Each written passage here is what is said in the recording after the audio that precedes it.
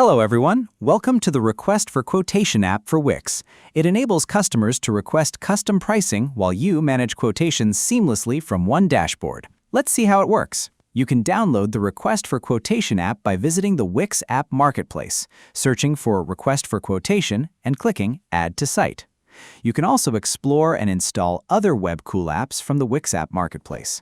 With this app, customers can request quotations for products, suggest custom prices, specify quantities, and even add multiple products to a single quotation request. Store owners and customers can easily negotiate pricing through email directly from the app's dashboard using 3 simple actions: accept, requote, or decline. The app also helps you capture additional sales opportunities by allowing customers to submit quotation requests for out-of-stock products. Once installed, you'll get access to a powerful dashboard where you can track active customers, completed orders, and overall sales performance in real time.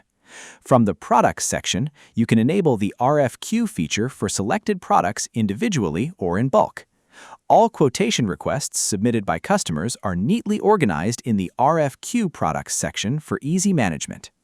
The Settings section allows you to configure SMTP email notifications and customize the app according to your business needs.